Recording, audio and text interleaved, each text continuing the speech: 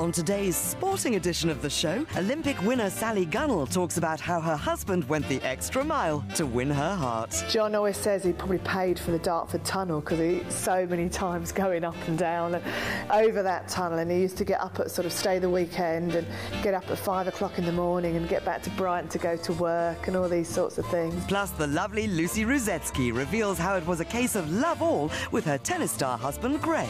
I think very early on, Greg and I knew that it was serious, which is bizarre when you think I was only 15. The wedding, was something that I always wanted in my life. It wasn't something that I thought, oh no, throw it away or whatever. It's not me. It did feel part of me, and I guess I was never one that wanted the bigger, the more elaborate. I wasn't like that. But getting married and having a wedding day was important. I didn't have that many serious relationships before John because we met so young. We met when we were sort of 18, 19. I was 18, and then because I was so caught up in my running, right from 14 years old, I was it was serious training and whatever else. So we had you had met people when you were away on training trips, or the longest boyfriend I ever had was something like 6 months, and that was about it beforehand. But I was really quite young and quite innocent almost at that age. We were on a trip to Australia, under 20s England tour to Australia, and funny enough, I had a girlfriend back here in Brighton and got my selection letter that came through in the sort of September, November time, and thought, 18-year-old I was at the time. I don't know. That sounds like a good plan. Go out to Australia, meet an Australian and live in Australia. And I came back with an Essex girl, so the best laid plans, you see. We met it was actually an international competition, and both of us had been selected to represent England, and it was in Australia, which was a great little trip, 3 weeks away.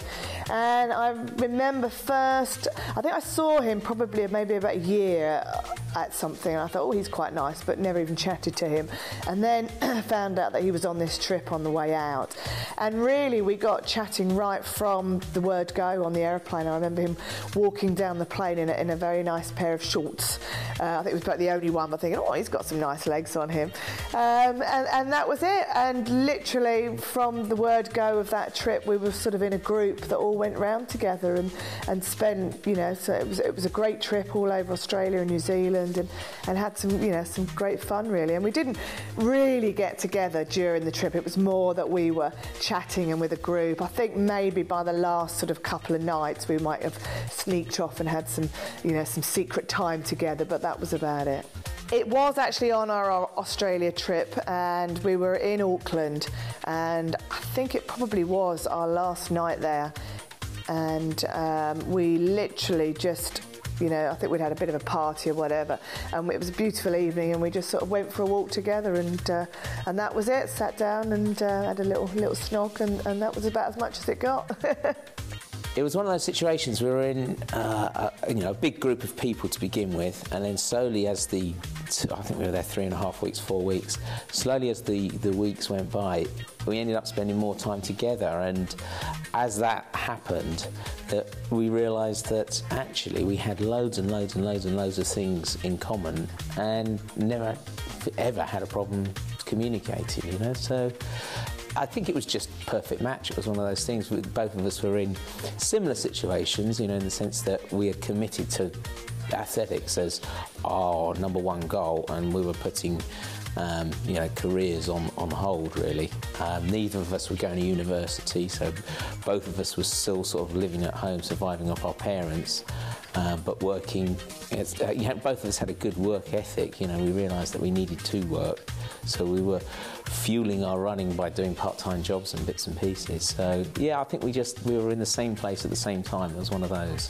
I think when we got back from Australia, we were both really cool about it. It was like, oh, I'll give you a ring sometime. It was all very relaxed. Because the problem was he lived in Brighton and I lived in Essex. So you were sort of thinking, is it, feasibly, is it ever going to work? Because we lived, 2 hours away, really.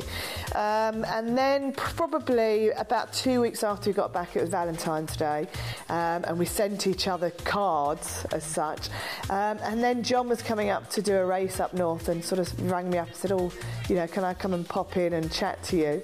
and came up, and that was it really. We sort of said, you know, should we start sort of going out, and that was it, and somehow managed to do this whole, what we call the commuting love affair that we had. And John always says he probably paid for the Dartford Tunnel, because he so many times going up and down and over that tunnel, and he used to get up at sort of stay the weekend and get up at 5 o'clock in the morning and get back to Brighton to go to work and all these sorts of things. But you know, we were pretty full on right from day one. You know, I think both of us sort of knew it was, you know, quite a special relationship, and it worked really well because we both understood each other and what we were trying to do, and we both had real running goals in our life, and yeah, it just seemed to work. And then in 1991, it must have been, we were on a holiday at the end of the season in Florida. And it was sort of me. We used to have these conversations. It's like, you know, what about us? What we're doing? And it was always me that used to always bring it up. And I said exactly the same thing. We had, we had a lovely meal out, and I said, "Oh, what about us? Where we go? What we're doing, and whatever else." And he sort of said, "Well, you know, why don't we get married? Why don't we move it on?" So I said, "Oh, is this it?" So it wasn't the most romantic of down on one knees or whatever else. So then we decided that was it. We were going to get married. We were engaged from that moment. And but the weirdest thing was we were sort of at the beginning of our holiday, and it was sort of, you know, we're very much, I was like, we've got to ask my dad and do it right, and it was like we wanted to tell everybody, but we knew we were on this holiday for 2 weeks. We couldn't ring up and tell anybody. It was all a very strange sort of thing. Anyway, we finally came back, and I pushed him into the room to ask my dad, who my dad was, you know, his very dry sense of humour. He said, "Oh, about bloody time," or something like this, I suppose so. But it was fine. And then we decided that we wanted to get married the next year, which was 1992. But obviously we had this massive problem. It was Olympic year. You know, trying to get yourself focused for the biggest day of your life, being an Olympic final, and thinking at the same time we wanted to get married. So it was all a bit strange and couldn't quite work out why we're doing it. But we just thought, you know, what a great year to do it. Whatever happens, if the Olympic goes well, what a great year to get married. And if it doesn't, you know, it's still something to look forward to at the end of it. Well, it was weird because all of a sudden there I was, you know, I just won the Olympics, and everybody wanted to know who you were, and they knew you were getting married and everything like that, and everybody wanted to have your wedding, and I was sort of partly thinking, oh, at least we didn't get married in a church, because it would have been absolutely horrific. So we did do the halo shots, and we decided that what we wanted to do is actually, we hadn't really organised a photographer, so we thought we'd just have the one guy, and we did a deal where we said, right, you know, I want normal pictures. You know, I don't want hours and hours of set-up photos and whatever else. And I just want normal pictures. I just want you to shoot pictures of the whole day. We get, you know, the bet that they're our wedding photos. We were lucky enough that we had some of our close friends were athletes, like Linford Christie and Colin Jackson and Mark McCoy and John Regis, that had all, you know, done very well in the Olympics and stuff. So they all decided to come out, which was, you know, it was a great added bonus. And I just remember the turning up at the wedding sort of location, and we were actually registered under the Monroe family because, you know, we didn't want all the press there or anything like that. We just wanted this one guy to take the photos. So everyone had this secret code to get into the resort where we were, which was very funny. My dad thought that was hysterical. And the night before, we arranged sort of like a hen and stag do, and the boys had a massive barbecue on the beach, and the girls, we just took over this restaurant, which was really nice, and then all sort of met afterwards for a bit of a drink and stuff like that, very relaxed. And then the next morning, the wedding was at 11 o'clock, so it was a bit of an early one. And I stayed with my mum and dad in their villa, and John stayed with his mum and dad in their villa and got all ready. And I had actually John's brother was married to a designer, fashion designer, so she designed my dress, which was absolutely fantastic. She's a designer for Jaeger now, one of their top designers. And again, I just knew exactly what dress I wanted and just sat and talked to her, so I had the most beautiful dress that I wanted. It was literally, we had everything that we would have had back here, and just sort of it all just there really. It was you know, it was lovely. And we'd organised these sort of old-fashioned sort of carriages that they had at the plantation where we were, that took everybody down there to the sort of like the place where we were getting married. And I sat in the room with my dad and whatever else, and finished, and my bridesmaid, which was my niece, and my nephew was there as well. And then that was it. It was D-Day, and it was just beautiful. It was the most beautiful day. It was quite hot. It was about 90 degrees, but there was a bit of a breeze. But that was just quite sort of a refreshing, really. And just came out to some lovely music, and everybody's sort of just sitting there, and just the most perfect setting, really. I always remember my dad saying, God, how fast are you going to walk up this aisle? And I sort of dragged him up there. And the whole ceremony was very short. We didn't want a whole, 2 hours of it or whatever, so it's probably 20 minutes ceremony, and it was just beautiful. And then just all went in and had loads of ice carvings and had a whole reception straight afterwards. And then in the afternoon, after far too much champagne and whatever else, we had all the jet bikes and everybody, and there's sort of shots of me wandering around in my in my wedding gown, sort of, on the side of the beach, and watching all the boys out on the jet bikes and people playing volleyball, and just having a great day, really. So it was just fab. I think for the wedding dress, I knew that probably my best part was my legs. And, because we were getting married out in the heat, I didn't want a great big old meringue or whatever. So it was sort of long at the front, and then came up and crossed over, so you could sort of see the front of my legs up to about the knee, and sort of crossed over. And then it was sort of off shoulder, and then a very fitted sort of bodice to it with loads of sort of beads on. She was fantastic, all her, little beads and whatever, which was embroidered on. And then it was sort of cream, but probably more of a goldy sort of cream, really, more than anything. And had beautiful flowers. Had my friend came out that did all my hair and put my hair up and put flowers in my hair. So yeah, it was lovely. We'd literally just celebrated our 16th wedding anniversary last week, which was, fantastic. And I just sort of think, very, very, very lucky to have, achieve what I did in, my athletics and my dream there, to meet the person that I always call my backbone. I wouldn't have achieved what I did without him on the track, and I wouldn't be as happy as I am now without him. So a real partnership that we have, and 3 lovely little boys that we've got to show from it. So, 16 years on, and, I find it weird that I've sort of known him more. Probably what we've been together, 25 years or something ridiculous. That I've sort of, not quite that, but a bit less than that. But I've known him more than I haven't, and, a part of your life, really. But, just a real partnership, and we're always, everything we do is about working together and, getting the best out of each other, whatever it may be. Coming up on Celebrity Brides Unveiled. Believe it or not, I'd grown up going to church in my auntie's village in Berkshire, so I ended up getting married at Dowie Abbey. And who would have known when I was there as like a 5-year-old child that forward, a few years, and that's where I would be the bride.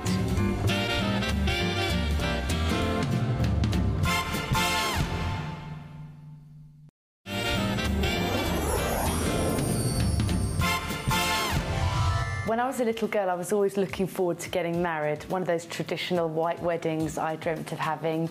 All little girls want the big, massive white dress, but as I started to grow up, I had that idea that maybe that was just a bit too much, but I wanted the traditional wedding in this country and with lots of family and friends, and I never really imagined myself having a beach wedding. It was the church and then the big reception afterwards. My crushes were Jason Donovan and I did like New Kids on the Block, actually, and I know they're coming back and I don't fancy them anymore. Who else did I didn't ever really idolise anyone. Jason Donovan, I think, was the only one, and then as I got older it was Brad Pitt, and it still is Brad Pitt. Believe it or not, I didn't have boyfriends. Greg was my first boyfriend and I married my childhood sweetheart. So I had crushes, but I was very young when I met Greg, so my crushes had been playground crushes. I couldn't even tell you their names. And then at sixth form college, when Greg and we dated and then we took a little gap, there was another crush, a guy called John, who actually I didn't even speak to. So I don't have many stories to talk about exes.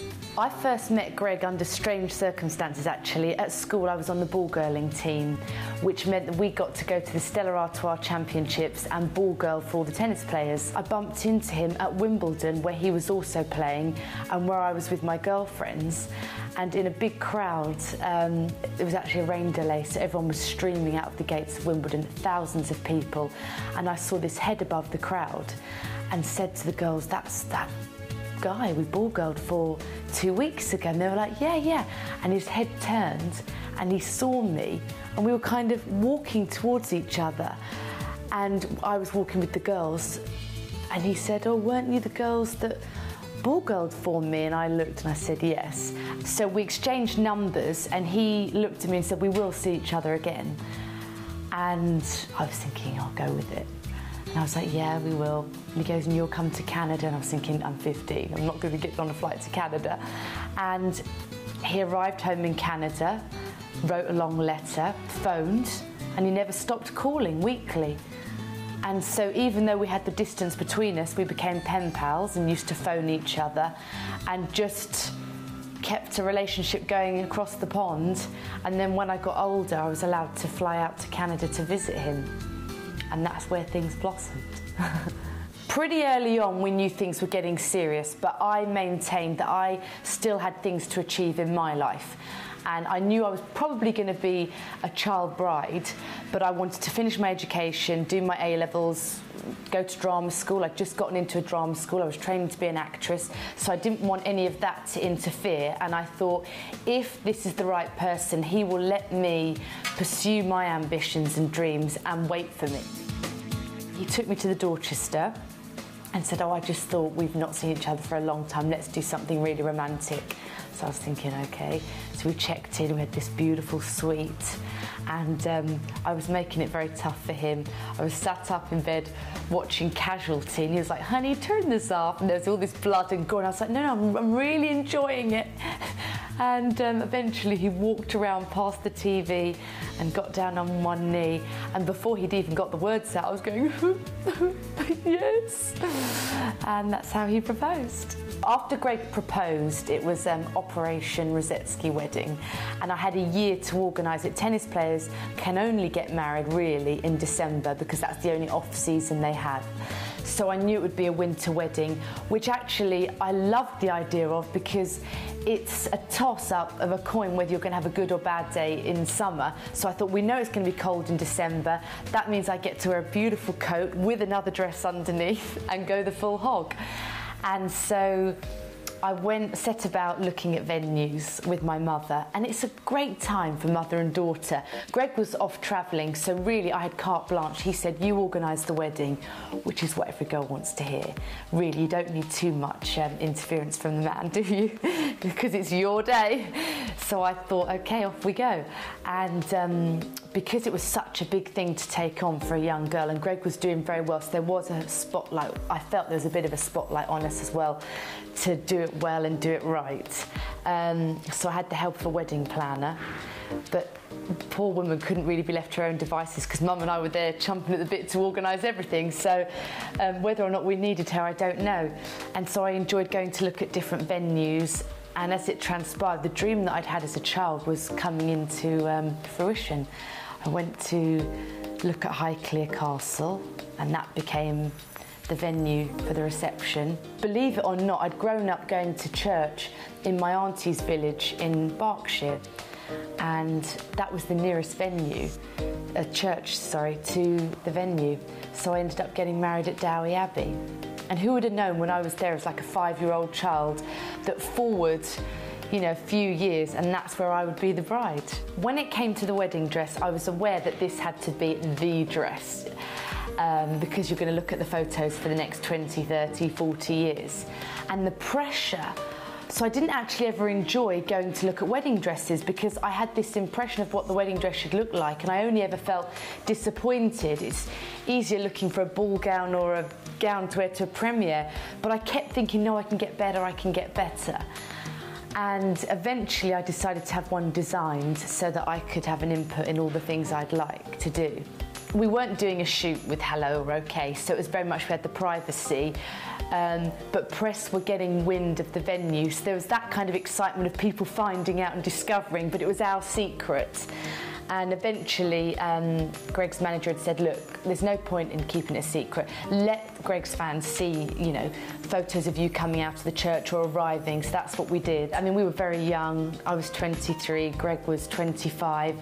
He was so new kind of into his career and into what people call the celeb world that we didn't have lots of celebrity friends, and that wasn't what it was about. I know nowadays I've read that people who have these big weddings with the magazines are told, can you please invite X amount of celebrities?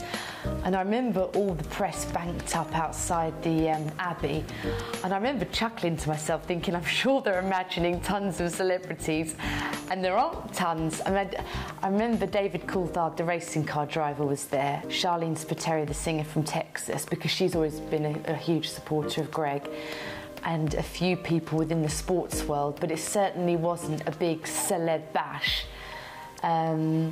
which was fine. We've been married now coming up to 9 years, and I'm very grateful that we did get married so young, because we were together before so much happened, so we've managed to experience things together. And I always feel quite secure that we met as childhood sweethearts, and in this cynical world where people get married for money, get married for fame and celebrity, Greg had no idea he was going to become as successful as he is. And so as things started to develop, and suddenly he was winning Sportsman of, Sports British BBC Sports Personality, and then we would get invites to premieres.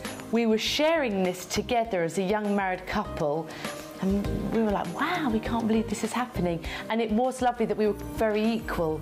So when people say, oh, what's it like to be married to a celebrity? That's kind of evolved throughout the last 10 years. And he's just Greg to me, and I'm sure I'm just Lucy to him. Next time, actress Carol Royal talks about finding love as a lovey. There was never any official proposal. I kept on telling him I thought we should get married for years. He kept on saying, I don't think we will. He then said, let's get married, and I went, I'm not sure we should. And then finally, very slowly, we kind of came round to a mutual agreement. Plus, news presenter Helen Fospero headlines her own wedding. We were walking along, and his nickname for me was always B, sort of as in Biatch. And we walked through the streets of Paris, and Carl very romantically turned to me and said, marry me, B.